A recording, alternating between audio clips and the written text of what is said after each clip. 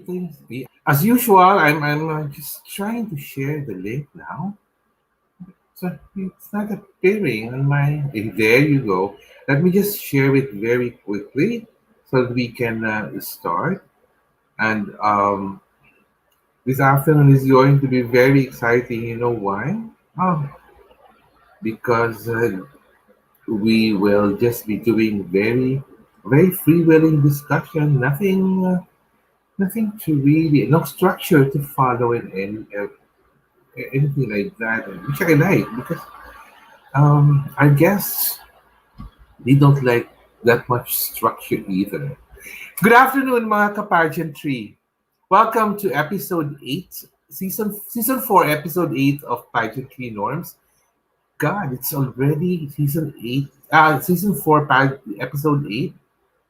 Two episodes na lang after this, and it's the end of season 4. And then mag-start na naman po ang Season 5 next month. Katakot, nakakaba because a lot of things are going to happen next month. As in, let's say marami po talaga. Nandiyan ang Miss Universe, nandiyan ang Miss World Philippines, sunod-sunod na po yan. And this afternoon, this is one of those few episodes where I intentionally avoided any structure in the sense that I just wanted to be like a conversation among friends, and we can talk about anything and everything under the sun. Actually, this episode was originally planned. Ay, Diyos ko, aga naman po nung nagsabing Fresh. Jeron Oceana, thank you. Oo, shout out po. Fresh daw. Ilaw lang po yun. And we originally planned this to be a Binibining Pilipinas 2021 recap or review because dapat last night na yung finals ng Binibining Pilipinas. But since they moved it to June 27, then we also adjusted this episode. So we are really focusing now on the lady in Siargao who's with us in the backstage now. Sinabi nga niya bumabagyo pa daw sa kanila. Together with my good friend and colleague, who's a very good friend of Katarina also. Ay, ito pa. Shout out Jovid Lauriola. Hello there. Yeah, hope you are safe as well. Thank you. Pasensya na po. Maraming singit na mga shout out. Nakakatuwa po kasi ibang pag-shout out, it's like something that makes everything so engaging, lively pag mag-shout out ka bigla. Oo. So, this afternoon is going to be a 2-on-1 or a 1-on-2. Depends on how you look at it. Hello, Rainy, watching from Batangas. Shout out lang to. Ay, Diyos ko. Ronald Badiang, hello. Yes. Oo, okay naman ako today. Eto, walang love life, pero fresh pa rin naman kahit pa paano. Let me introduce to you our two guests this afternoon. Sabi ko nga sa inyo, either 2-on-1 with Katarina to or 1-on-2 with Katarina and Voltaire. Depends, oo. Shout out from Cagayan de Oro, Misamis Oriental, Welly John Abaw. Hello. Miss ko na po ang Misor. Brian Ramos Zaspa. Okay. Our first guest this afternoon, my colleague and dear friend, who I have been sharing moments with during coverage ng different pageants, and he has been doing a lot for both Pilipinas Pilipinas and Miss World Philippines in more ways than one. Hindi lang po coverage. He also helps out in guiding yung mga ladies sa kanilang styling, i-mentor sila kahit pa paano. And kaming dalawa naman po, we help out in Miss World Philippines. Friends, ito po, just watching from Kingdom of Saudi Arabia, Miko Almoite, Art Chicano, hello, good afternoon, Dapple Apple. Hello to Maki Nanit from Taguig. Yes, oo. Yun po. Let's welcome, baka manunod po ako sa shoutout. Let's all welcome my dear friend, Voltaire Tayag. Hello, V. Hello. Hi, Tito Norman. Hello, V. Wow. How are you? I know that you are having a very long day today. We won't tell them why. We won't tell them why you're having a long day, but this is a long day because after this episode, I know that you will continue with something that's making your day very long. So, Well, it's also something that's making the Philippines very proud. So I'm yes, been very excited. In fact, like this whole thing that we were preparing for na hindi naman natuloy, you know, like because the Binibining Pilipinas pageant didn't happen last night. But I'm still glad we were able to push through. Pero hindi ko na-anticipate na sabi ko, oh my gosh, it's gonna be a long, busy day. But I'm glad that I'm here, finally here. Alam mo naman, hindi ako ma-Zoom or hindi ako online StreamYard. use. But for you, I'm always supportive. Ay, kung yun ang sinasabi ko, yung mga linyang gano'n, eh, para bang I feel so honored and blessed that yeah, I'm one of the very few people that you cannot say no to. If Yeah. ever, ay, Diyos ko, ang dami na pong shoutout. Hello, Happy Rents from Bicol. Kent Ito, yan. Watching from, ay, parang niya, si Kent. Hiding daw sa iyo, Walter, habi ni Kent Ito, Jeff Duck. Hello. Ay, Diyos Hello. ko. Natutuwa ako sa mga shoutout na yan. Diyos ko, ang guest natin. Sabi ko nga kanina sa opening spiel ko, Walt, either it's going to be a 2-on-1 with Katarina or a 1-on-2 with Katarina and you, depending on how the line of questioning will unfold throughout the entire episode. Are you ready for the questions, Yeah, Walt? actually, you know, for since it's Katarina, pwede siyang one-on-one or one-by-one lang siya. Nakakaloka siguro si Katarina naisip. What is this Voltaire talking about? He's always making fun of me. And without further ado, introduce na po natin ang ating female guest for this afternoon. She's only one of a few um, beauty queens we have who has won a national title in both Binibining Pilipinas and Miss World Philippines. Um, she won Binibining Pilipinas Intercontinental back in 2017 rather, and she went on to Miss Intercontinental where she placed first runner-up during Miss Intercontinental 2017. The following year, she crossed over to Miss World Philippines. She won Miss World Philippines 2018 and she represented us in Miss World held in Sanya, China that year.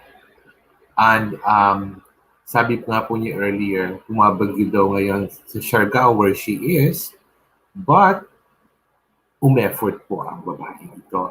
Friends, let's welcome the beautiful Katarina Rodriguez. Hello, Katya.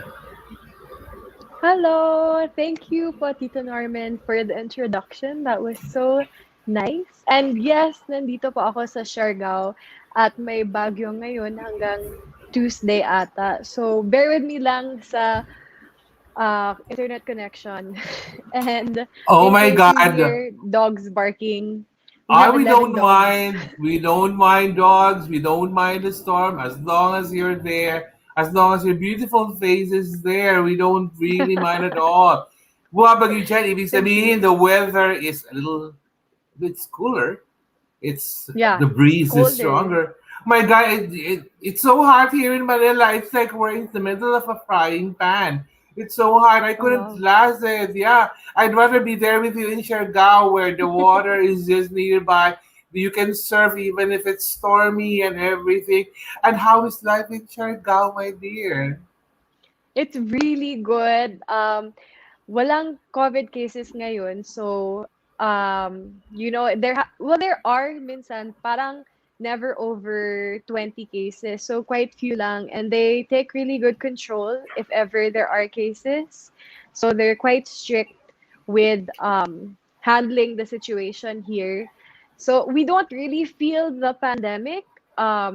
Parang yung iba lang is konti lang yung mga tao dito. So unlike before where there's so many people, everything's packed and crowded, now it's like everybody knows everyone who's on the island. Pero like, I know that Siargao thrives in its tourism. How Yes. affected is the tourism there in Siargao, Kat? So when the lockdown first happened last March, there was zero tourism from March hanggang December. And then around New Year, it started to pick back up. Tapos, na-lockdown ulit sa Manila, right? So, very few tourists now from like CDO, Cebu, Davao, Bacolod. Um, and okay naman kasi the ones who are struggling are not the locals. Actually, the locals are completely fine. They have their ways from before in terms of living conditions and feeding themselves and livelihood na they probably don't need tourists for the next couple of years kasi kaya naman nila. The ones struggling are the business owners. So there are restaurants that have closed left and right, resorts. Nahirapan sila talaga. But that's part of it, I think. And in a way, medyo blessing in disguise. I think it's good for the island that things just calm down first. Alam mo na, nag-freeze ang video mo, Kat, pero yung audio mo is super clear. Kaya pinababayaan ko na lang because we can hear you loud and clear. Medyo nag-frozen the Okay. light ang video mo, but the mere fact that we can hear you very clearly, I'm so happy with that. Yun nga lang, hindi mo mayasama dyan yung someone special or like a dog, a boyfriend maybe, or your Um, surfboard, or a view so of the water. if you Why want, I don't, can take you oh, out. no, I'm just kidding. Ito naman, nakakaloka naman. Because, because I'm looking at the comments here and all of them continue to be amazed by your beauty. Ano naman po magagawa Thank you. natin? Napakaganda naman talaga ni Katarina. Sabi ko kanina when she entered the backstage, it's like I'm looking at the mirror image of myself. Pag nakatinaw sa kanya, ang ganda-ganda naman talaga ang ganda naman talaga ng babaeng ito. Tamong, oh my God, Well, the nag-effort po comments. ako. Nag-effort po ako. Effort, I had effort, effort pa yung lagay na yan ha. Effort pa yan, It's Katarina. true. Sinabi ko, okay, if I'm doing this for Tito Norman, I have to make sure that I have some sort of pageant look. So I hired a makeup artist to come and do my makeup and hair prior My God, to our online. I feel honored naman, no, because I was actually expecting you. Alam mo, the Katarina I'm expecting to see is the island girl, Katarina, whose skin is becoming darker, whose hair has been braided and May braids po ako. everything. Ayun na, naku, kaya ano, Then, pero ang ganda-ganda nandito naman pa talaga yung ng braids. oo, Yeah. oo. Ang dami, ay, ko na po, may mga forever crush pa sa'yo dito. Ang dami. Wow. Anyway, talaga naman pong ganoon si Katarina. She has that effect. It Thank never you. fails. It never fails dahil ang ganda-ganda po. And pag pinasok ko na po ulit si Voltaire, will take turns in convincing you to go back to pageantry once more. Nakakaloka, hindi ba? Nakakaloka lang. Direct, let's bring back Voltaire so we can start grilling Katarina. Oh I'm my ready for this. God! Oh. But anyways, ano, how did the friendship, the close friendship between the two of you started talaga? Volt, ikaw muna, para point of view mo. Do you want the real stuff? Oh my gosh, I forgot to ask what I can and cannot say. There are two Ano na lang? versions to the Oo, yung two story. versions. The ano na lang, the for general patronage Well, version.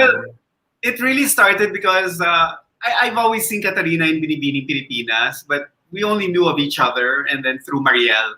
But um, at one point, Tita Evelyn Camus, I'm sure kilala mo yun, Norman, kasi Binibining Yes, Pilipinas International I know. 1971 or 72, and then she was second Yes. in Miss International. Shortly after the coronation, she called me. She's like, Voltaire, can you please go with me to meet Katarina? I'm like, but she hardly knows me. So anyway, parang we went to her place. And that was actually the first time that I got to know Katarina. And from that moment, para I was so amused already by her. Amused, yes. Amused is the word that you That's need to the word. define. What is your operational definition of amused? No, because with si Katarina kasi ano yan eh, like um, she has this very kind and very childlike persona. Yung parang minsan she's doing or saying something uh, now she doesn't intend to to be funny, but she is. But when you if you know her and you know the family, and I know her family, and so from the get-go, alam ko na parang she was always a good person. So there was never anything negative at all about her. Uh, and one of the great things that I think yung our friendship, my friendship with Katarina, is because uh, we can disagree on something vehemently and violently disagree on something, but we still have so much love and respect for each other. Even up to now, it's like we don't agree on everything, and yet we're totally fine, and that's the great thing about her. And she's also one of the few pageant girls that I have to say na sobrang like sobrang determined and sobrang hardworking. It's the first time that I saw how somebody had a plan exactly of what to do, what she needed to do to get to her goal. Katarina, what's your version naman? Your version this time. I like this version that you just told Voltaire. It's very different from the other versions. Well, it's more, let's say, how do I put it? It's more sugar coated than the others. Um, my version would be very similar. So I was in a bit of a rut, and um I think I needed help. No, I know I needed help out of it. I was really confused. I was like, what's going on? Why is there a controversy? And then Tita Evelyn, who's super kind and super sweet, and she was kind of guiding me with Bini throughout my competition period. So she told me she was coming over and she was bringing Voltaire Tayag from Rappler, who's an amazing writer and a good friend of hers. So I said, okay, it doesn't matter who, just please come, Tita. So she came with Voltaire, and I think the situation in which Voltaire met me made him see that, like, okay, this girl's a character because of my franticness and me being like, people think I didn't accept the crown. How do I make them think I did accept it?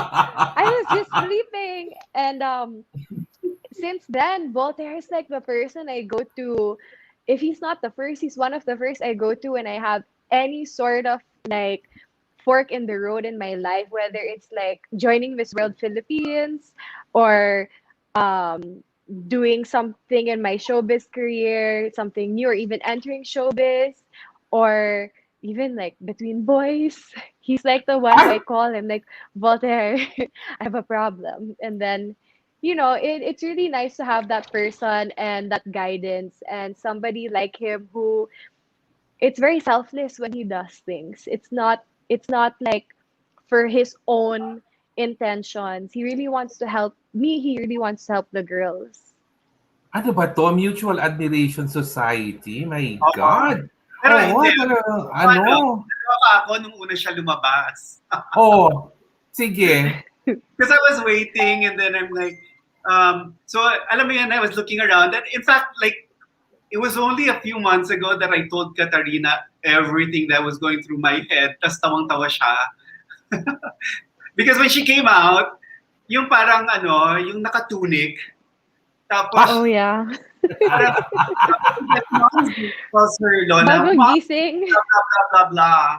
And then, nung pala, sabi ko, parang nasa pelikula yata ako. And then, Yeah. because sometimes, uh, this is one thing about Katarina. When she wants to prove something, she'll really go out 100%. Dun sa start pa lang na yun, alam ko na that was her personality. So, at that moment, it was the first time I said, okay, you know what? Enough of the excuses. Let's deal with this. It's like you just have to tell her. But then, alam mo yun, yung parang napaka-receptive pa rin niya pagdating sa ganun. Kaya ako natutuwa sa kanya because with some, parang, I guess for me, I don't need to watch myself in that sense.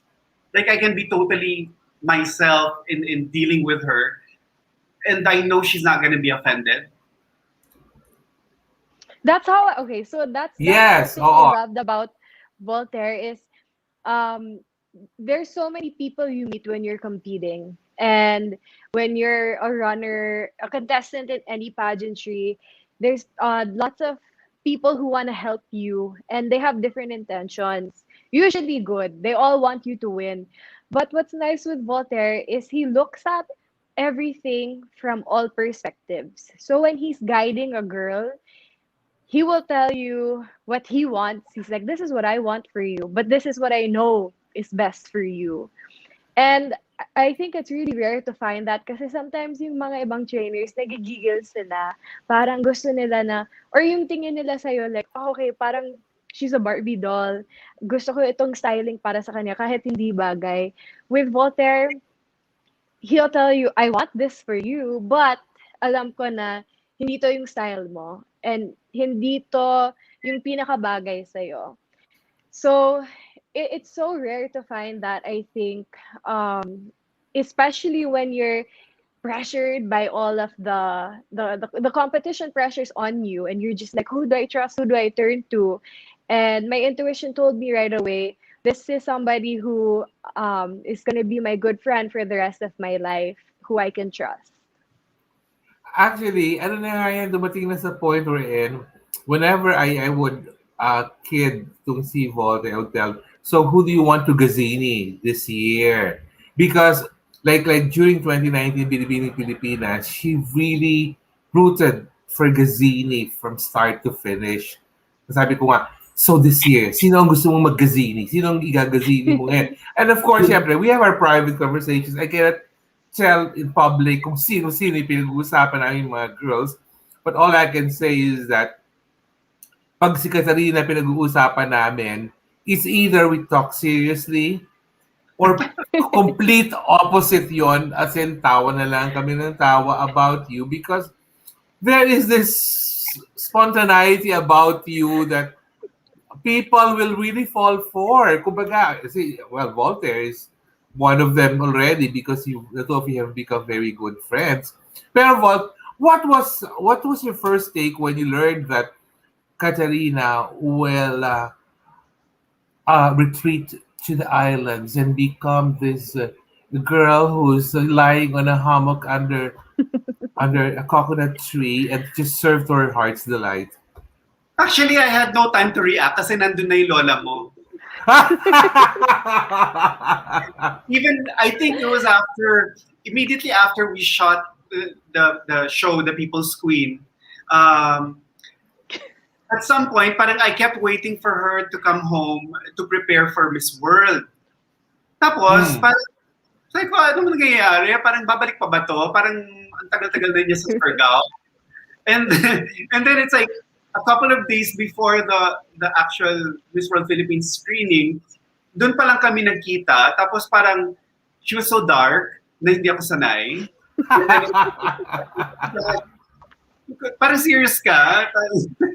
And then, but we had that, like we had like a heart-to-heart talk at that time. Tapos nagkwento siya. And then I understood, and now, I more so now, how everything unraveled, how everything revealed itself, that she actually, she was that empowered woman to begin with. Yan yung laging tinatanong sa akin, kunwari, parang hindi ba matigas ulo ni Katarina? Isn't she stubborn? It's like, well, yes, but... No, but it's like, the thing is, it's like, the empowered women, they always talk about it in pageants, di ba? Even yung mga pageant fans, parang forever nila sinasabi yun. Pero pag na-meet na nila, hindi na nila minsan alam i-handle. Katarina is a perfect example of somebody who is an empowered woman. na hindi kami forever nag-agree on something, but she knows when to listen also. That's the difference. Pero yung sa, yung sa Siargao, kahit na ano sabihin ko, wala talaga.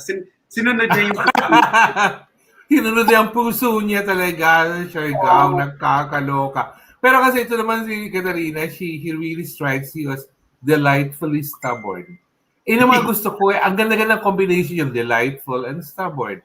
Kasi you know that kahit matigas ang ulo, you can still talk sense into her. Whatever happens, and she will still agree to what you're saying, except if she's really in love or, again, up to now, similar mo ng mukha niya, para naman, hindi ba obvious in love yung ang lola mo dyan sa kanya, ayos na yan. Oh, Diyos ko, nagpaayos pa daw siya ngayon. Oh, pero Diyos ko, nakabantay yung yung mahal niya somewhere over there sa paligid He's in a niya. Ay, meeting. in the Nandun siya meeting. sa Oo. beach rant in a meeting. But But what is... that's sige. Yeah, please, Kat. I wanted to mention lang, it's so funny that you guys keep calling me stubborn kasi when I was a little girl, naalala ko yung mom ko, she used to always tell me, if I don't listen to her daw kasi tigas ng ulo ko, she's gonna put my head in a pressure cooker. Siyempre naman kung 4 years old ka, hindi mo alam ano yung pressure cooker. Pero natatakot ako. Sinabi ko, no, ma, don't put my head in a pressure cooker. So I think she didn't do it enough kasi yun, tigas ng ulo ko pa. Oo, Yeah, so I kumbaga, just remember that. hindi pa nasa-tenderize yung ulo niya enough nung bata, kaya lumaki. But I think yung ibang play ng mga nuances sa character mo has helped to make you normal. become yes, what? Speaking of, because na-mention nga ni Katarina yung bata siya, Oo. this is really one of the things na parang forever ko na I wish more people knew about this. Kasi when they look at her, she looks like a rich spoiled brat. Well, hindi lang pala. Biglang tingin. Oh, ganun naman talaga ang dating. Oo. She is, na parang she gets everything that she wants, without even having to work hard for it. But that's completely the opposite. She, from the very young age, actually was working to earn. Katya, remember when you were, I think, in high school, you wanted to get a car, or you had to work I at this. did. So I worked 3 jobs my senior year of high school. I worked as a waitress at TGI Fridays. I worked as a sales associate in 2 clothing stores. And I was in my senior year pa. And the reason for this is because my parents said if you want to move back to the Philippines, you have to pay for it. And then if also for college, we're not gonna pay for your college. So sinabi ko, wait lang, I'm not gonna pay X amount to study in a university in the States when I can study in the top university in the Philippines for a much more affordable price. And then like I lived with my grandparents and they have money, but hindi sila yung tipong lolo at lola who will give you money. I have my own space sa ref na ito lang yung pagkain na pwede ko kumain, which I paid for. I paid... Totoo nga. Really? Yeah, ganun sila. Kahit ngayon, like my car, I paid for my car, my phone bill, my college tuition, even my younger brothers for a point. But I think kasi I come from this family where people think, okay, ganito si Katarina kasi ganito yung pamilya niya. Hindi naman ganun because they're very eccentric. Actually, my lolo's name is Joaquin or Jack for short. They like to call him Jack the Reaper kasi he's the reapot. So, yeah, and even before, like, minsan, like, yung mga ibang kaibigan ko before pageantry, yung mga social, they're like, why do you pay for your school? I'm like, kasi it's normal in the States that you pay for your own school. Or why do you pay for your own phone bill? Because I've been paying for my own phone bill since I was 14. like hindi nila gets. And I think there's that confusion that people have about me. I've actually lost jobs because akala ng mga director or yung casting director na hindi niya kailangan yung pera. So, we're gonna cast this girl instead na mas kailangan niya yung job. Yeah, yeah. I've lost modeling jobs, commercial jobs because of that. And syempre naman, masakit din yan sa akin because I'm like, yeah, but you guys don't know my financial status. Hindi pwede na you'll assume lang na mayaman ako kasi baka mayaman yung grandparents ko. It's not always like that. And that's one of the stereotypes that I feel like in the Philippines is that needs to be broken is kung mestiza ka, mayaman ka. Hindi naman ganun. It's not like that. Kahit dito sa Siargao, my family, I'm not almost 30, but I am. Basta somewhere there, I'm 20 something. Yes. The investments I make, whether it's in property or in business, that's my money, which I've saved. And I think that's also why my partner Nino Barbers, why he admires me is because he's the same. He built himself up from when his father, the late senator, passed away. They were on their own. He was on his own, and he was only 20. So he worked from when he was 20 to however old he is now. Just not gonna say ages. Basta he worked for a long time to get to the point he is. And that's why we admire one another because we're not the type of people who our family will give us money and what we made is from that money. No, it's we're going to make our own money and work hard for that. Um, yeah, so and I think if people are familiar with his father's story, then they'll be familiar with how he was probably raised and why I'm with him. Because birds of the same feather flock together. Kakaloka ang Yun. mga kwento nitong si Katarina. Pero my God, I just can't get it out of my head. The refrigerator when you were still young. It must have been a huge refrigerator for you to The have. pressure cooker.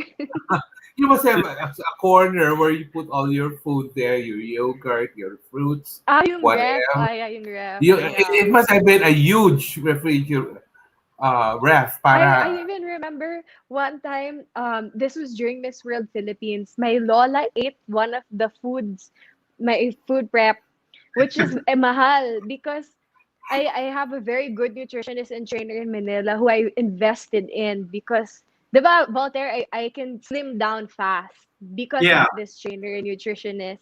One time, oh, I was going for an activity I was looking for because labeled yung mga food packs ko. And I couldn't find it. So yung maid sinabi niya, ma'am, yung lola mo, kinain niya yung pagkain mo. Oh my gosh, I cried. I cried. My titos were there. It was like a family lunch. And I went up to her and was like, Momsy, why did you eat my food? Of all the food you have here, why did you eat my food? And then she's like, because you have so many packs there. It's taking up the shelf. And I cried. I didn't know what else to do. I was like, it's so expensive and I have nothing to eat now and I'm not gonna reach my quota. And it was just I don't know, it's so funny. Living with them is really funny. It's very bitter. There are many moments of clashing. And hindi ko gets talaga like, why can't you just buy my groceries? But then gets ko din na I'm living in their home. So rent free and they had all boys. So I think their methods of parenting for having four boys applied to me kahit I'm a girl. Kasi yun yung that's what they're used to eh. Yeah. Natutuwa ako dito kay Katarina, even if she's relating a story that sounded like something so sad that happened during her younger years, you still tend to smile or maybe laugh a bit about it because she has a way of making it look like a romance comedy or a satire that will make for a humorous take on life. What do you think, Voltaire? Kasi susunod ko, tanong sa'yo, tutok na sa'yo eh. Oh, sige. Hindi. No, that's actually a quite an accurate description or observation about Katarina. Uh, for instance, right after she placed first runner-up in Miss Intercontinental, um, wala pang 1 hour, tumatawag na yan sa akin. Tapos, di kausap ko siya. Tapos, sabi niya, oh, Voltaire, I lost. I only got first runner-up. Sabi ko, oh my gosh, that's such an achievement. You should be happy. You should be proud. Tapos ang next na words na lumabas sa bunganga niya were, do you think I should join Miss World? Parang, sabi ko, go back to the party, enjoy the party, matulog ka, have a great vacation. When you come back, let's talk about it. But that's one thing na makikita mo talaga yung kanyang personality, yung ugali niya na always, she's such a goal-oriented person. Pero yung pagiging goal-oriented niya, tsaka yung mga kinakwento mo nga, nakakatawa kasi nga yung parang, dapat nga yung parang malungkot siya, natalo siya na first runner-up. Tapos ako na lang parang natatawa on the other line, parang naiiyak at the same time. But at the same time, parang tatawa ba ako? I cried to him for like an hour or an hour and a half. Parang wala nang tao sa backstage. Nandun pa ako, umiiyak kay Voltaire. And I was like, I don't get it. I answered the question so well. And then it was super funny. Like, thinking back, I'm like, it is like a comedy movie. Parang yung beauty queen umiiyak na sobrang like heartbroken. Pero it was still a victory. But at the time, I was just like, I just want to go home. I want to compete again. A question really popped inside my head, Kat. What if you actually won Miss Intercontinental 2017? Do you think that we're even doing this episode right now? Do you think that your life would have been totally different? I think. I always think of this. It's hard not to think about it, especially since the next year Karen won Miss Yes. Intercontinental, and because of how Miss World International went the for my year, the outcome, and I think if I won Miss Intercontinental that year, my life would be very different. Um, uh, Not super different, but it would still be different. Because one thing I like to say is it doesn't matter if you win or lose, it's what you do after. And there were some of the pageant fans. This was, I think, last year, exactly a year ago, when I was doing Make It With You pa. They were making me kwento like how they're comparing the queens to Victoria's Secret models. Tapos sinabi nila sa akin na, you're Dotson Crows. Kilala mo si Dotson? Yung Dutch Victoria's Secret model, batching Okay, Adriana okay, yes, Lima. yes, yes. And I was like, okay, love her. Her face is beautiful. And I was asking why. Kasi may explanation nila for each girl. And they're like, kasi you didn't win an international title, but may pangalan ka.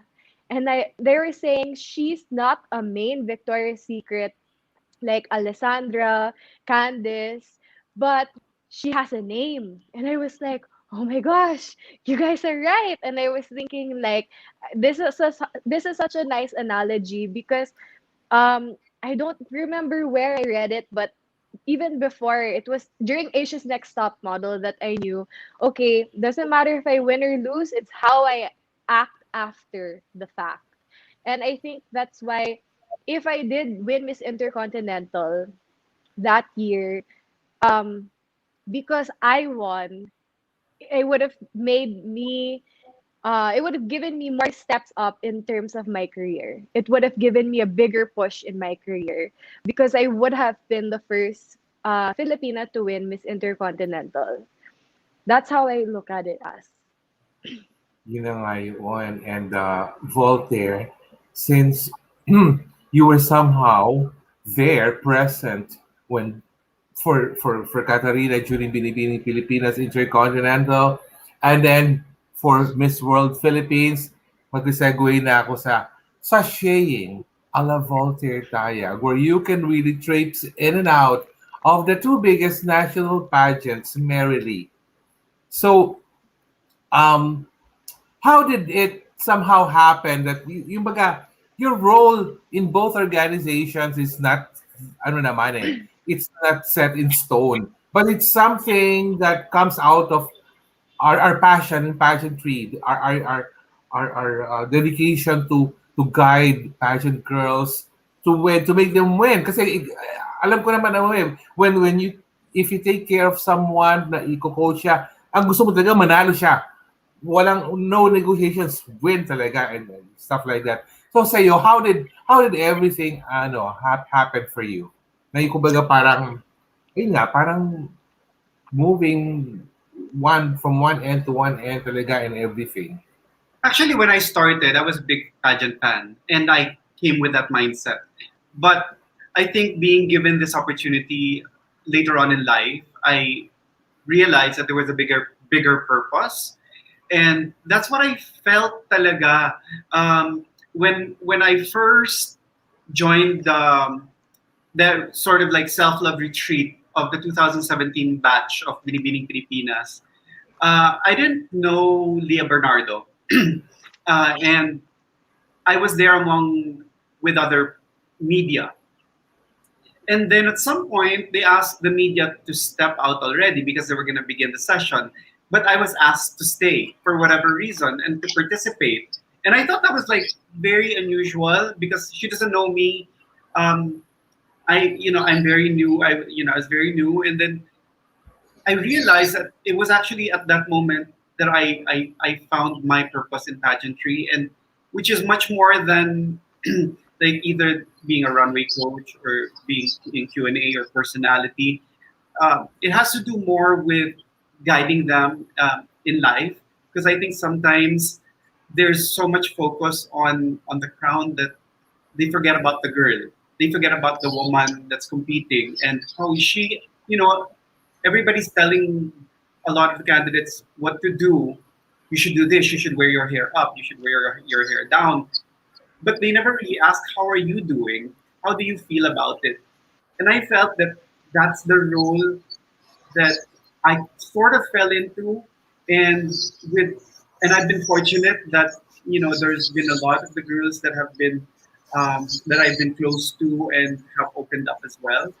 So parang yung counseling and at the same time yung parang guiding, that for me is the most important. And along the way, I know that this is something that I feel strongly about because I was very active in the single young adults in Santuario, San Antonio, and Forbes before pageantry. And I used to joke na, like, mag-recruit tayo dyan yung mga, yung mga magaganda tsaka mga gwapo yung mga members. And then I realized when I started covering pageants, now it's like, oh, you know what? This is what I've actually been telling people, that now I can counsel and guide these young women, because a lot of times people, when they look at the beauty queens, they look like they have their act together. But what they don't see is there's so much internal turmoil or internal struggle. Hindi nila nakikita na just because pinangarap mo to be Binibining Pilipinas Universe or Miss World Philippines, pag nakuha mo, ibig sabihin parang sobrang puro saya na lang or puro na parang invincible ka na. No, sometimes when the girls actually win, that's the only time it will hit them na parang, oh my gosh, what did I get myself into? It's not being ungrateful, but it's being young and also being inexperienced. And that's where I feel I come in to help, redirect them and continually remind them that they are there for a reason and that they are there because of who they are. But honestly, Voltaire, how did you feel when Katarina won Binibining Pilipinas Intercontinental 2017?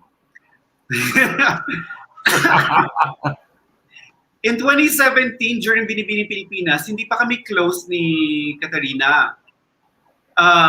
But this is what I think sabi ko sa kanya. Kasi one time in Power Plant Mall, nakita ko yan and I told her the story. Pababa ako, tapos paakyat siya sa escalator. Tapos kakatapos lang ng Asia's Next Top Model noon. pagkita kong ganyan, parang, oh my gosh, ang ganda niya. Sabi ko, pwede siyang, maging beauty queen. Kahit na nahuhulog sa swimming pool in the runway. So, Okay. Those were the days.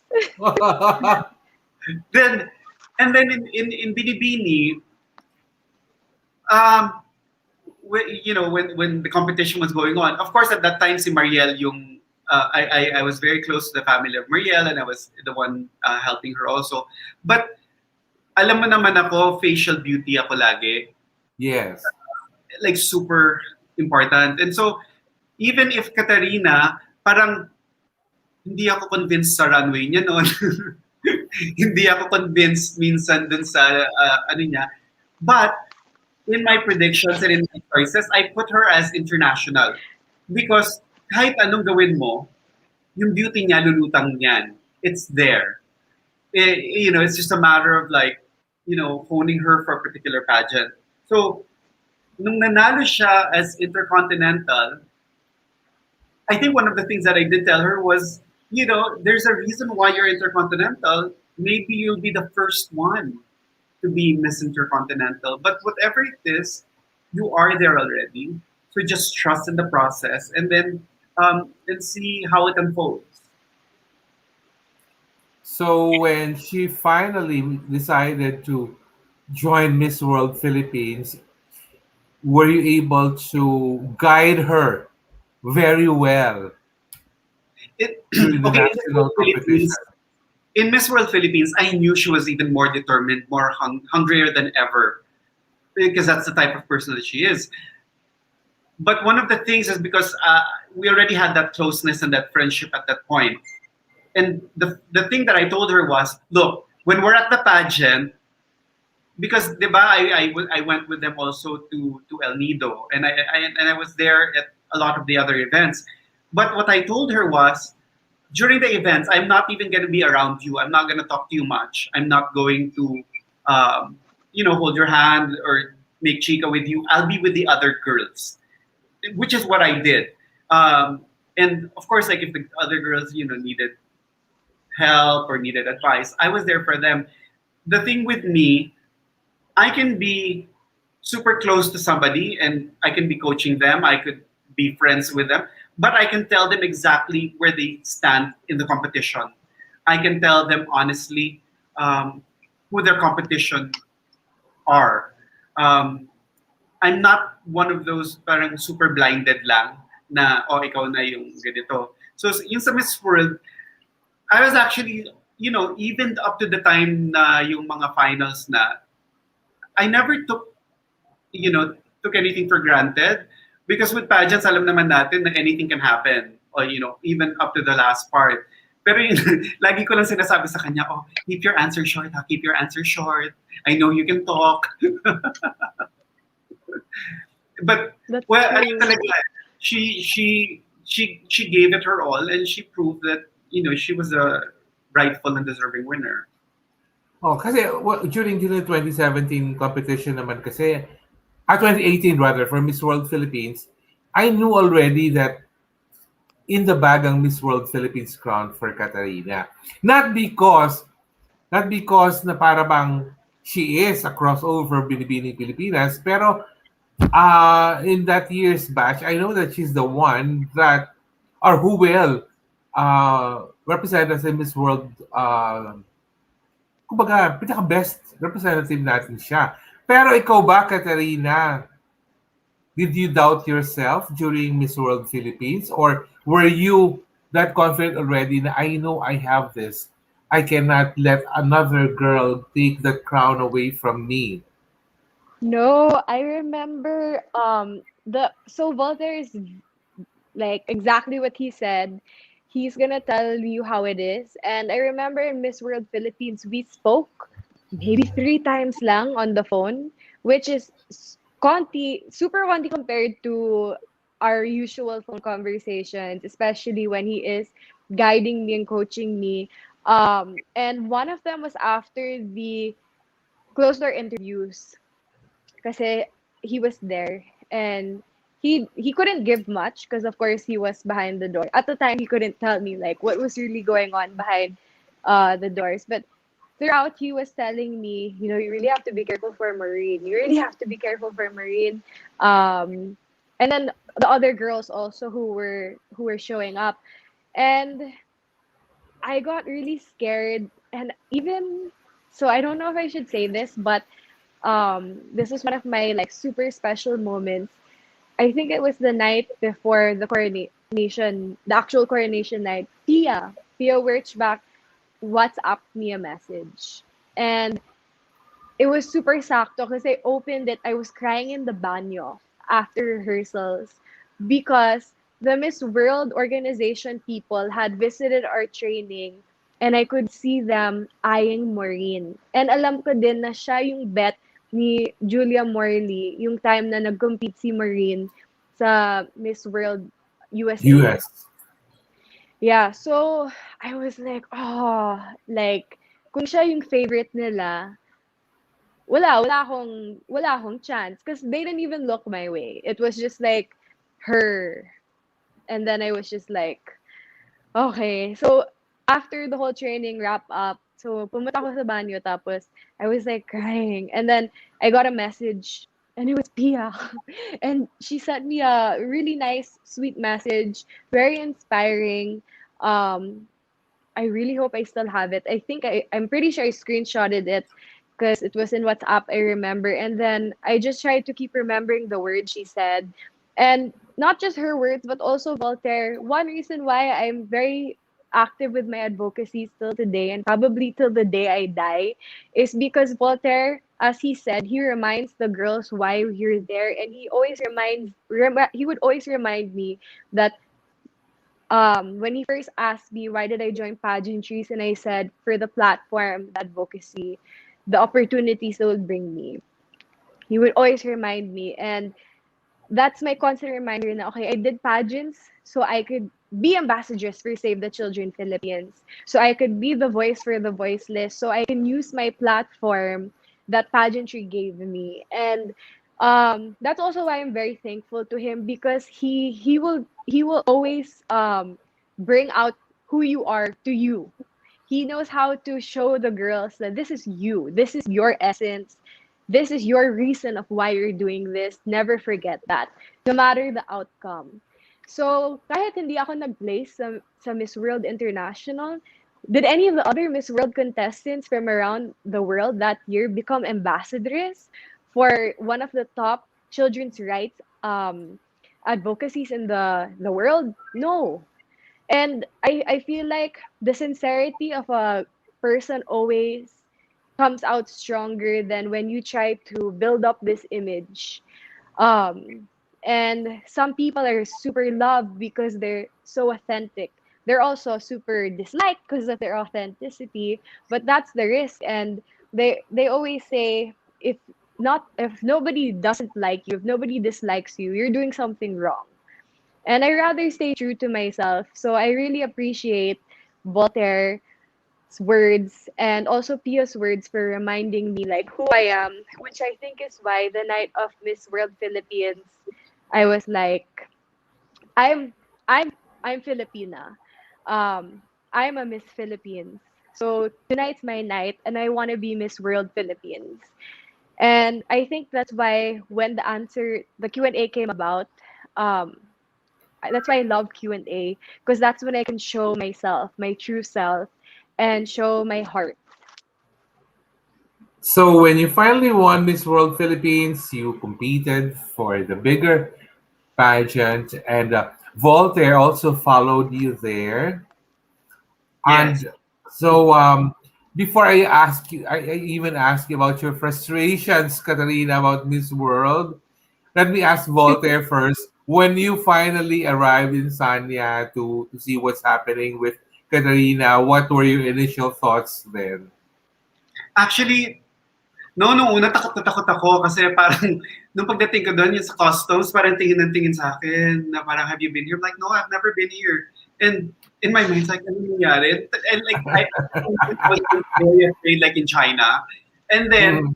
nagkataon pa yung resort, the hotel that I booked was it like 40 minutes away from the the official residence kasi nagpalit. That was the first one that they had told them. In fact, some of the other the parents and some national directors, doon din sila nag-book. Pero nung pagdating ko doon, sabi ko, ay, ang ganda ng place. Ayoko na lumipat. So I stayed there. And at that point, parang when I actually arrived in Sanya, some of the other activities and pre-pageant fast tracks have already happened. So Katarina was not in the highest of spirits at the point that I arrived. In fact, tapos na yung what do you call it? Like Head to head. The head-to-head. Nagkaroon na kami ng Beauty mga with a purpose. on what people, oh my God, girl, what were you thinking? Like, blah, blah, blah.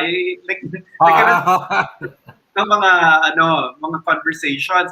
So when I got there, yung nakakatawa, I found her in an ice cream store in another store. Tapos doon kami unang nagkita. Tapos she was so sad already. Tapos sabi ko, why are you sad? It's like, you know what? At that point, parang sabi niya, I don't think I'm gonna make it. I don't think it's okay. You know what? That doesn't matter. Just forget about that. Just worry about, how you're gonna be and take it all the way to the end. But at the same time, nararamdaman ko rin, syempre, siguro ako din ganun na magiging feeling ko na knowing na parang I did so much and I did everything I could, and then I have that feeling, di ba? Ang sama ng feeling naman na gano'n. But I have to say na yun yung parang ang hirap to be actually a cheerleader when somebody is really down. Yes. And also when you also kind of agree na parang nakikita mo na parang but at the same time in my head sabi ko, no. I kept looking at like the bright side. I'm like, no, it's impossible. She's one of the most beautiful candidates. Impossible hindi siya papapasukin. Like she has to be. She's Philippines and she has this amazing Francis Libira gown. She has to make it. So the whole time, parang I also was nervous. In fact, nung nanonood na nung actual pageant na, ito parang I thought that ALV had signaled na parang pasok. Kasi he was one of the judges. Tapos parang may binigay sila mga list dun sa baba. Tapos kami ni na Miguel tsaka si na Ben, we were looking. Tapos parang, ay, oh my gosh, parang ninervous ako. And then nung tinatawag na, sabi ko, ay, teka, bakit nawala? Mali ba yung mali ba yung interpretation? But testament to who she is now, Katarina, is because of the upbringing of her family. Her lola was there, her parents were there. And in fact, after the pageant, I was looking for them. So nakita na kami at the hotel. The first thing that Tonyo, Katarina's dad, said to me was, "Oh, Voltaire, how are you?" I'm like, "What? What do you mean how? No, how are you? Like I'm supposed to be the one asking." And then like, no. How are you feeling? Because he felt that he felt concerned because I had invested so much and I was so involved with her that he felt that I would be devastated. I'm like, no, I'm totally fine. And then her lola also was saying, oh, it's okay. Parang they had such a very level-headed way of dealing with the whole thing. And that's where Katarina gets that, that very, very good mindset. Yes. Na makikita mo dun sa, kahit na yung kwento niya na, because I spent time with them in New York with her entire family. Tapos nung una nakikitito ako sa dad niya, Tito Tonyo. And then, sabi niya, why are you calling me Tito? Tapos, and then I realized the youngest brother of Katarina's dad is actually my batchmate from LaSalle. So, yeah, si Archie. So we're batchmates. But then, tapos niloloko ko kasi nga, sabi ko, ay, she calls you Tito. Ako, hindi Tito yung tawag sa akin. Anyways, Volt, biglang nawala ito si Katarina. Feeling ko baka nagkaroon ng blackout sa Siargao or whatever, but I'm sure she will reconnect again. Pero let's give a big shout out to Benj Gabitan. Hello! He's watching us. Hi, Ben. Oo, oo, Tita Voltaire. Oh, Tita Voltaire, kung tawag sa'yo, nakakaloka. Yes, oo. Um, Grabe ka, Bench. Oo. And batiin po natin iba pang mga gusto magpa-shoutout. Brian Ramos Zaspa, Wilson Anthony Castro, E.R. Iloso, and Ian Asidilio. Habang wala pa po, wala po sa koneksyon ang si Katarina Rodriguez, at tatanungin pa naman po sana natin ako anong biggest frustration niya sa Miss World. Pero feeling ko masasagot pa rin ni Voltaire yan. CJ Buwado, hello. Renz Alfafara. Voltaire, sa palagay mo ba, ano ang biggest frustration ni Katarina with Miss World? Philippine, no, Miss World na international competition rather. I think her biggest frustration there is having given so much, having poured out her heart and soul into the whole thing, and then to come out na hindi ka pasok. That must have been quite hurtful. Yes. And, you know, the other thing is, it's such a long pageant, di ba? Ang haba. Yes, Tapos, yes. Oo. and then mag-isa ka doon. And I get a lot of yung mga bloggers, tatanungin ako, bakit, or yung, may mga kilala tayong bloggers na kinukulit ako, di ba? Normal. Yes. Bakit ganito? Bakit hindi mo sinabihan na ganito? Bakit hindi ganito? Ganyan. You know, like I want to tell people na parang, look, if she had known that that would be the result of the stuff that she did, she wouldn't have done them to begin with. Everything that she did was meant to help her win the title. Because that's exactly the type of person that she is. Pero, yung ano dyan kasi is, di ba lagi natin sinasabi, destiny. It's always going to be about of the girl. You can be the least prepared, and yet you win. Yung may times na wala ka naman pakialam, tapos ikaw yung mananalo. May time na ikaw yung gusto mo na ano. One of the things that I would always warn her out against, not just in Miss World, the international, but also in the local. Minsan kasi yung some of the candidates, they overthink. Alam mo yan na kasi minsan pag yung nandiyan na yung competition, di ba? Tapos alam mong may chance ka. So of course, you want to strategize. Ano bang pwede kong gawin para lalo akong makakaangat? Sometimes, when you deviate from things that are already planned and have been well thought out and change last minute, that's the thing that can sometimes derail you. Yes.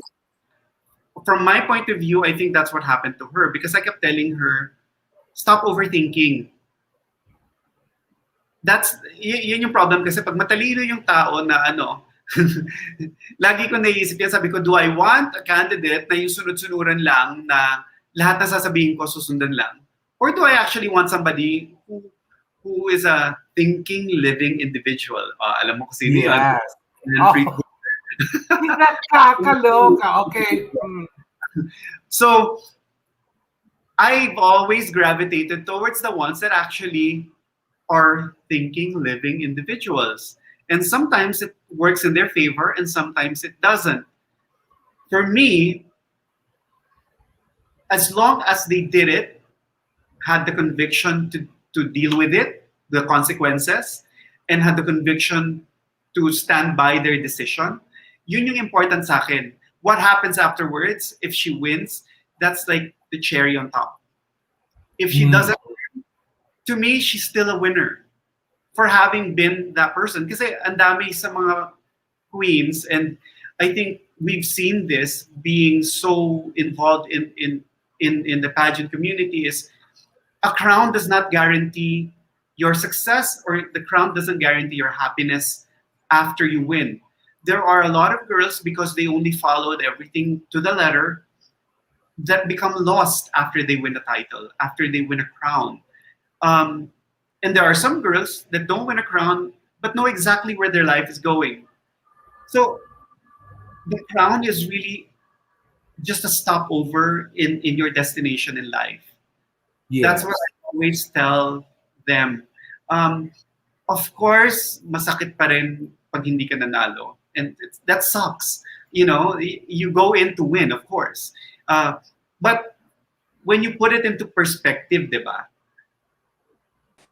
Later on, mas magiging ano ka na, para mas magiging happy ka for having Ay, done what you did. Ayan na siya. ayan, si Katarina bumabalik na. Katarina, ikaw na ba yan? Bumalik. Ay, bumalik na siya. Oh, nasa room na Nandito siya. ako Oh, sa labas. Nasa nasa labas ako.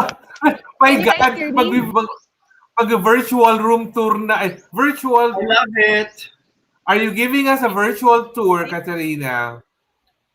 So, hinahanap ko yung connection. I'm looking for the connection.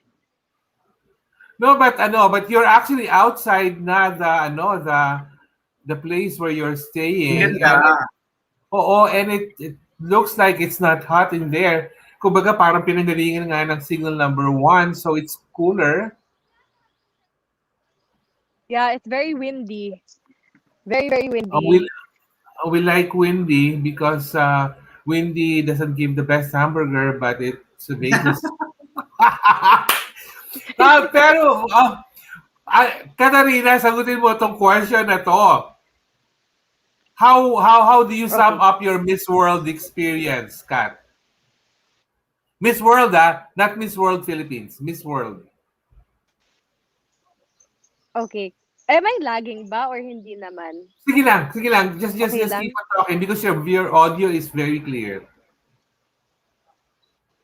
Okay, so based off of before I got cut off when the question was going to be asked, and um yung sa Miss World, I was already briefed of how the Miss World International competition would be like from Laura.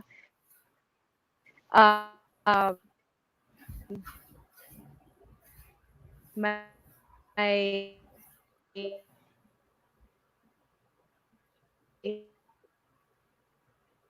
Parang na-experience ko rin yung ganyan before, Vault. Yung talagang parang ako nag-slow motion. Nakakaloka pag talagang, pag yung internet May talaga there is pa? Yes, sige lang. Just talk, Katarina. Oo. Kasi binibigyan mo kami ng tour and then baka mamaya si Nino Barbers would just show up climbing the coconut tree behind you or something when Okay, there. there. There. Okay.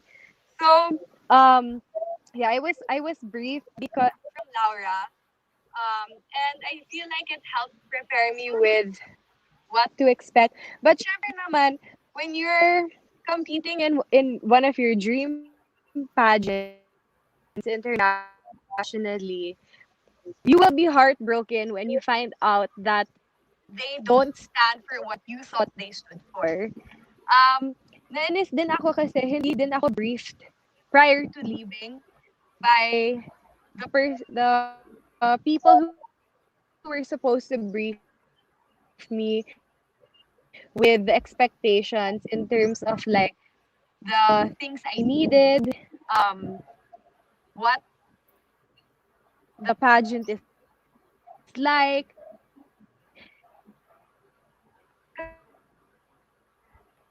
Kasi din at the end of and I was thinking of this the other day na maybe the formula there is kailangan na marunong kang sumayaw.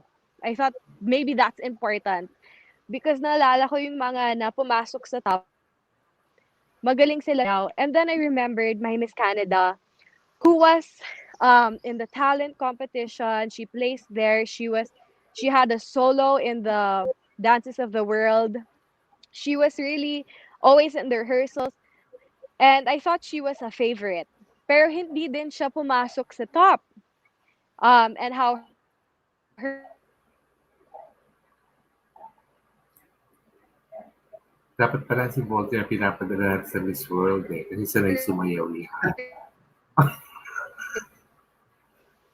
Oo. Wanted Sweet. to try to use her talent. So, I don't know, I always try to think, ano ba yung ginawa ko na mali? Pero alam ko sa Beauty with a Purpose, yung mali kong ginawa was, it was medyo political. Um, and their reasoning for that is because it involved ISIS. Pero yun talaga kasi yung Beauty with a Purpose ko. My advice is to girls who do Miss World International, the future Miss World Philippines, is just build a hospital or a school. Simple as that. Nakakatuwa ang mga advice ito si Katarina. Hi, Katarina. What's next for you? O, nawala na Ano, naman po. Nawala na naman po yung ano. Feeling ko umakit na siya sa coconut tree kaya nawala na alam mo yung yung... sa Beauty with a Purpose na yan, nung una niya sinabi sa akin yan, Oo, oo. against na ako, sinabi ko sa kanya, do you have anything else? Are you thinking of anything else? Kaya lang, she would say like, but Voltaire, you don't understand, blah, blah, blah, blah, blah.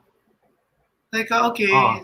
Then, alam mo yun, like, if somebody really believes in something na parang pinaglalaban nila, parang ako, go ahead, paglaban mo. But, sinabi ko naman sa kanya, I don't see, sabi ko, if I don't see Julia and the Queens visiting that Beauty with a Purpose, then I don't think it's something that would be considered or to win. It has to be something that tangible for me to say, like Laura's milk Milk bank. Milk bank. uh milk bath sasabihin ko. uh that one was very real. It was very tangible. Yes. That you could see na may when the queens visit and Julia Morley, that they can Mm. actually go there. But when she told me about her things, because that's a beautiful cause, but it's not something that I think would work in the pageant setting. But she really believed in it. And at some point, you just have to shut up and support, which is what I did. In fact, nung ano, sabi ko, that's too, ang dami ko pa sinasabi, that's too long. Sabi ko, parang siyang documentary. You know, I would always like tell her exactly na, I'm not in favor of that.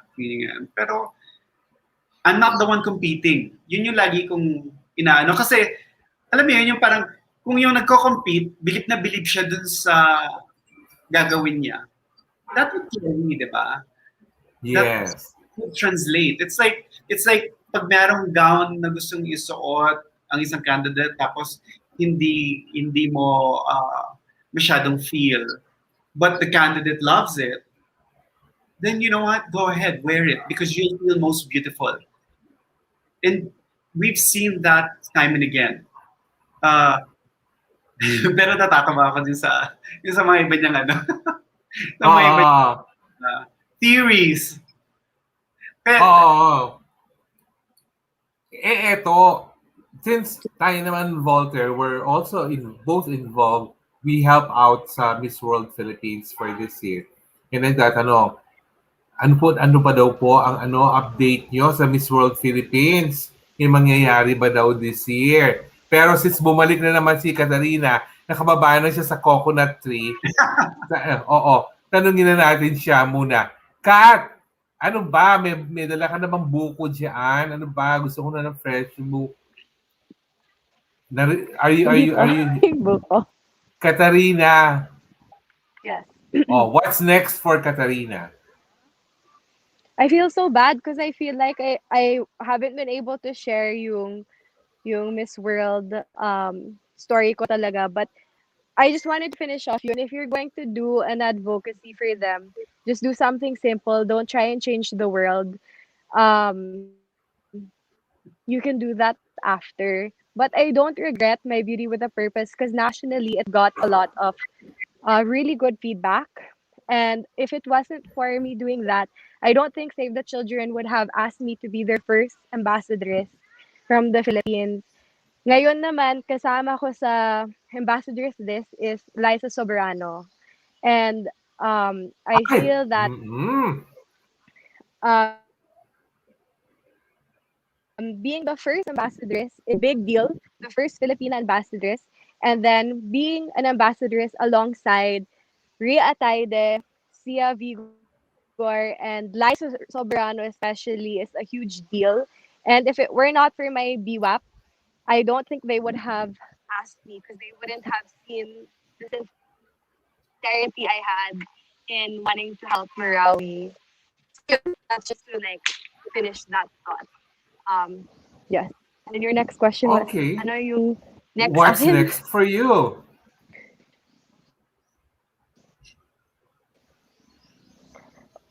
And the pandemic, I just plan to stay here first. I actually don't have a place in Manila right now. So baka mahirapan ako bumalik dyan. Until I find a place, and until alam ko na medyo normal ulit sa Manila, I don't wanna leave Siargao. Kasi wala kaming lockdown dito. Nandun lang yung dagat. If I wanna surf, I can surf anytime. I can go outside.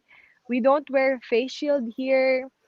Minsan lang we'll wear face mask depending on where we go. But I think I'll be here for the next few months. Um, it really depends on how Manila starts to handle.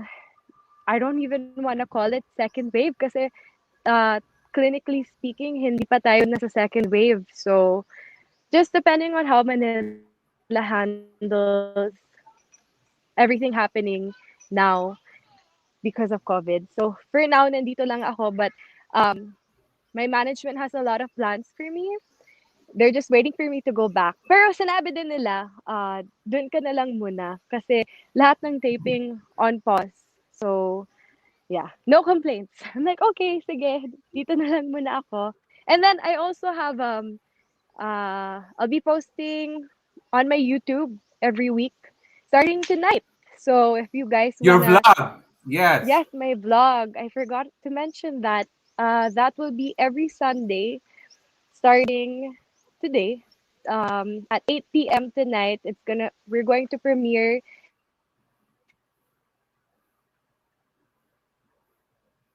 Okay. We're going to premiere. We're going to not my premiere. episode, but first segment. Yeah, premiere talaga. I answered a lot of questions that I asked people to send to me on Twitter and Instagram. So I'm answering a few of those tonight. But I think somehow this guesting has prepared your fans on what to expect from your vlog tonight. And you might also be talking about your love life. And Voltaire and I will go visit you there in Siargao. Perhaps will you accommodate us there, Katarina? Of course. Your room is over here. Ay! Ano ba? Voltaire, may Your room na room. agad. Nakakaloka. May room na. Tinuro na agad yung Yes. room. Hindi yun yung room mo, Wala. yung nasa gilid, nakita mo. Ay, naku, ayoko yun. Diyos ko, batalan lang yata yun. Nakakaloka. Ano ba? Parang sarap-sarap dyan. Ako may Oo. Yes. ako may standing invitation ako diyan, hindi pa lang ako Ang nakapunta. tagal na. We asked Voltaire's like 2 years ago pa. Yes. Oo nga. I keep saying I'll go there when I have a beach body. Ay, naku. Ano ba yan? How's your, ano pala? How's your beach body right now, Katarina? Are you maintaining your the 23-inch waistline?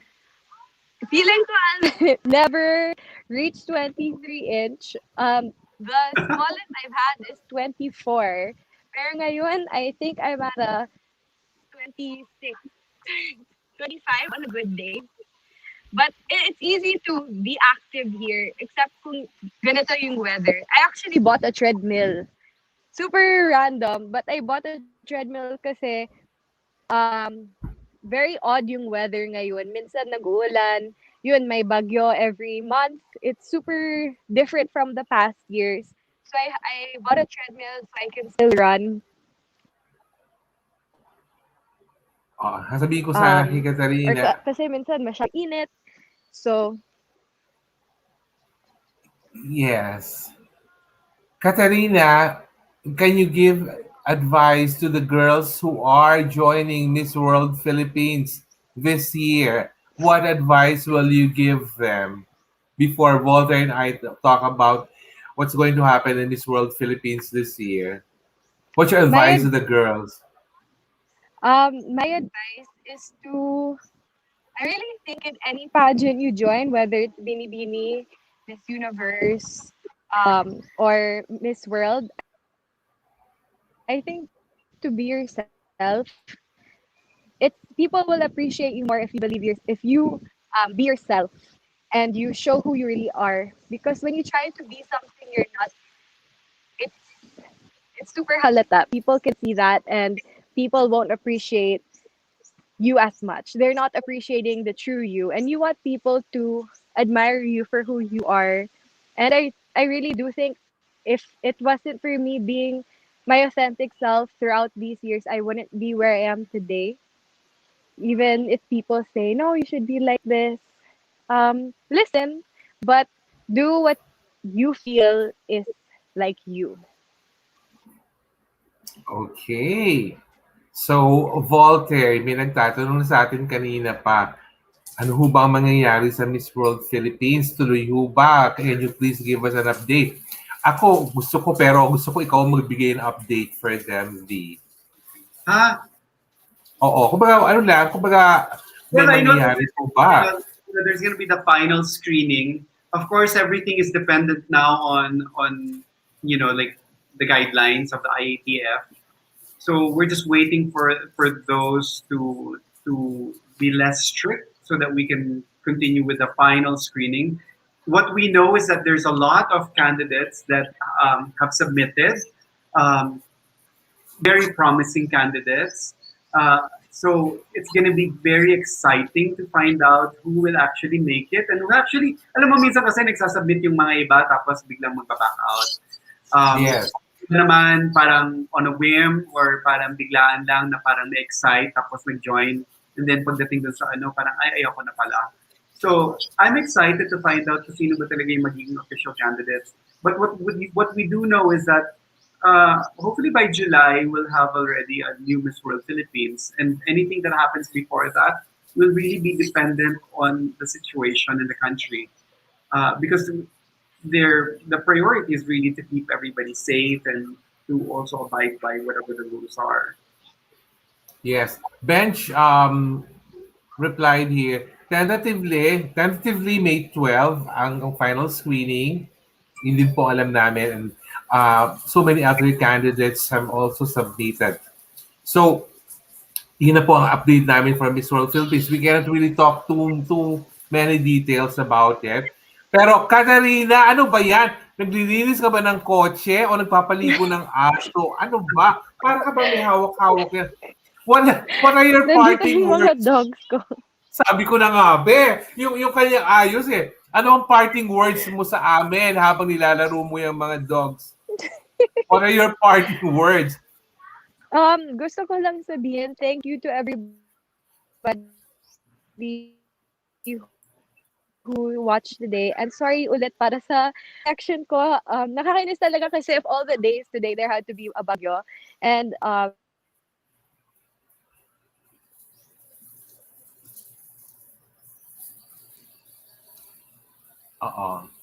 So, naligo na ba yung aso, Yeah. Katarina? O kulang sa water? Or what? Abangan niyo po ang vlog niya tonight dahil may alas 8 po ang launch. Pero, nagkasalita po siya eh. Pero, hindi ko lang po masundan yung susunod na word. Parang pinanggalingan ko din po ang ganyang klaseng yes, Katarina. O sige, continue. Ayan, gumalaw ka bigla. O, kinadagdag ka pa ba? Oo, kundi lang daga napakaganda ng mukha mong babae ka. Diyos ko. Oo. Hoy, ano ba, Katarina? Ay, for once, tahimik siya. Oo nga eh. Ikaw, Volt, what are your parting words naman for everyone? Well, I think for everyone else in the pageant community, like we just have to extend a little bit more patience, a little more understanding with the pageant organizations as they deal with hosting or holding a pageant in the time of a pandemic.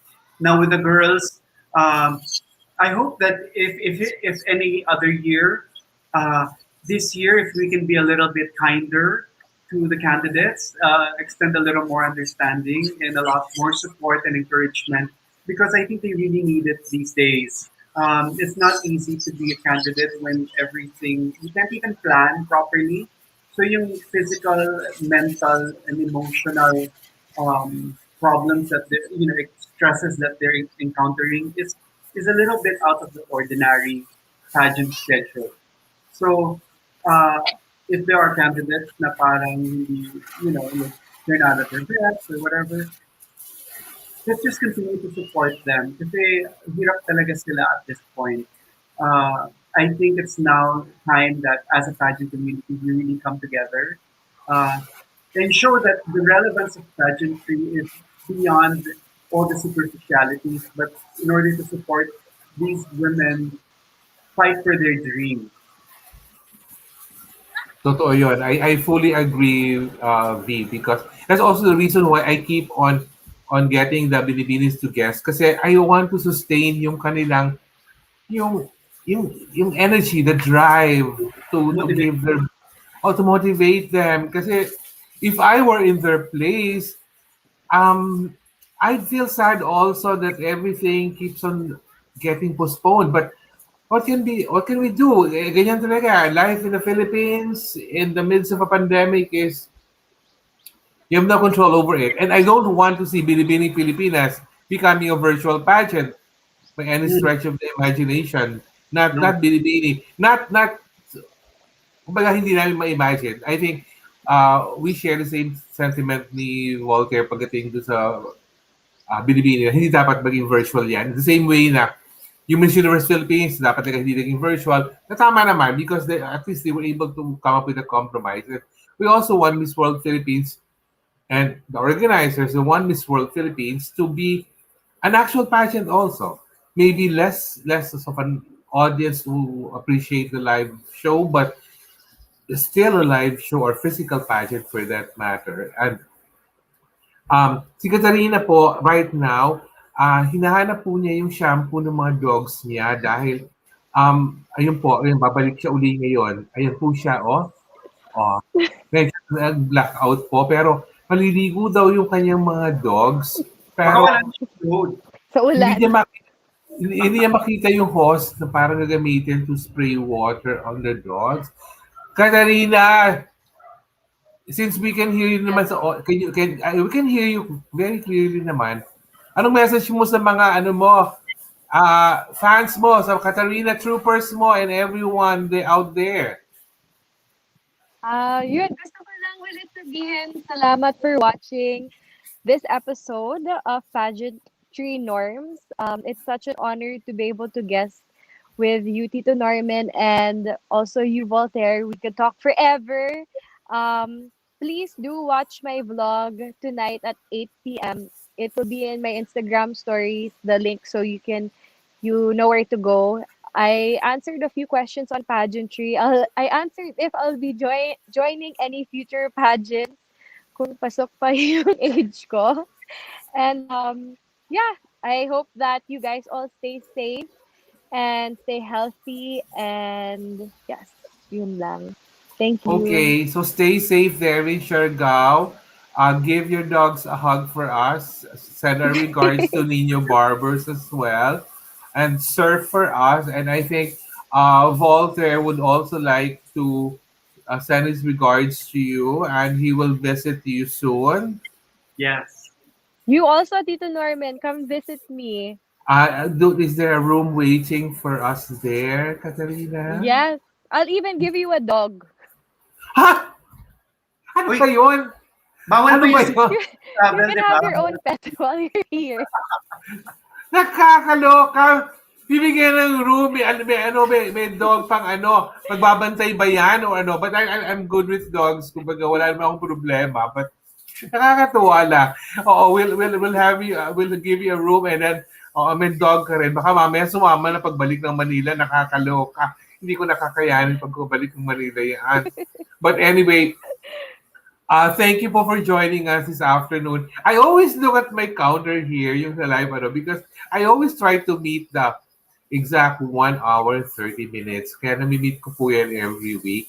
Thank you po for keeping us company this afternoon for episode 8, season 4 of Pageantry Norms.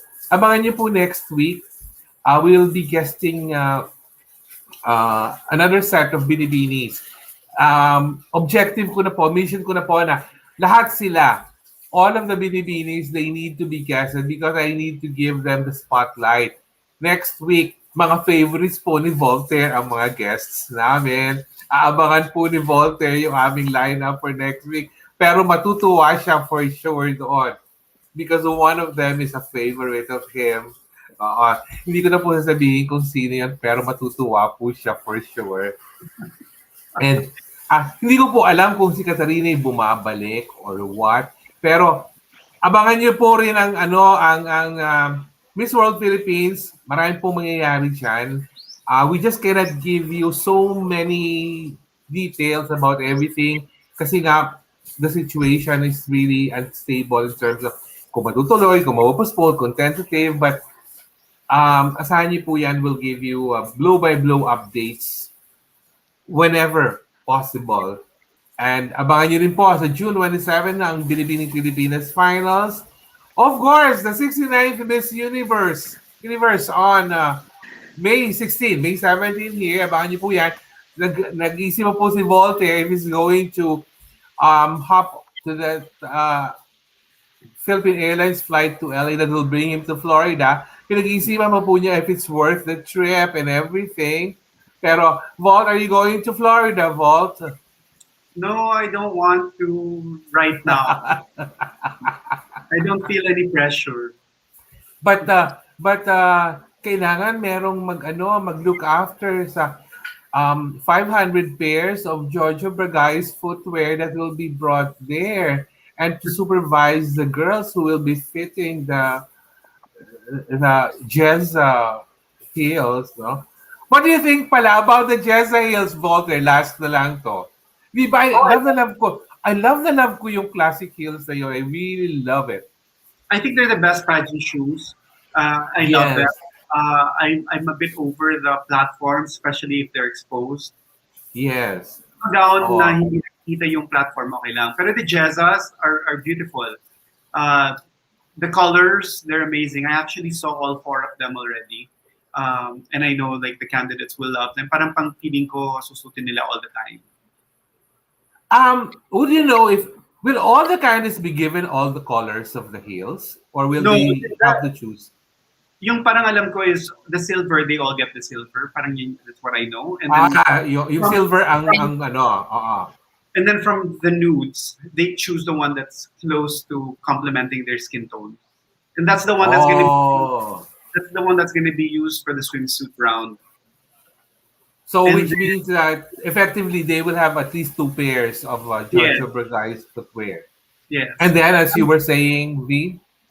No, I'm also expecting to have 2 pairs of Giorgio Bragai's. Yun! Yun na yun! Yun ang nga ba ang sinasabi ko? Yun ang yung padagdag na yun. So which shade will you choose, V? I think the fair one, the normal shade. Pareho kami ni Jezza. Wow! Nakakatuwa lang po. Anyways, that's our episode for this afternoon. Thank you po for joining us. Hindi ko po alam, yung screen dito ni Katarina is still there, but it's pitch black. But I don't know. I'm hearing some water coming out from a hose. Maybe he's really giving the dogs a bath. But say, ito, nag-stream siya, naka-audio lang. Hoy, Katarina, give everyone a big flying kiss, dear.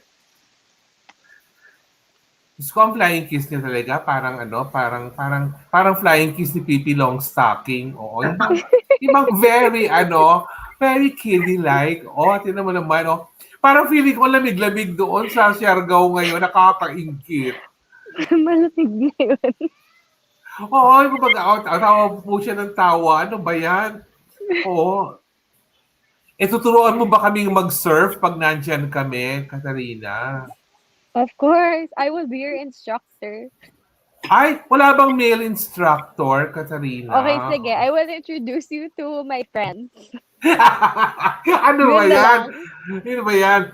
Oy, The minute na mag-start yung live, wag ka muna lumabas, Katarina. Mag-picture taking lang tayo ng very quick. Okay. Oo. So that's our show this afternoon. Thank you po for joining us. Stay safe. See you next Sunday for episode 9 with 4 more binibinis. And abangan niyo po ang season 4 finale po namin on May 2. Ayoko muna po sabihin kung sino yung guest, pero abangan niyo na lang po yun. Thank you for joining us and see you again soon. Flying kiss. Vault flying kiss tayo to all our viewers. Katarina, yung flying kiss mo kanina, ayoko ng pipi long stocking na kasi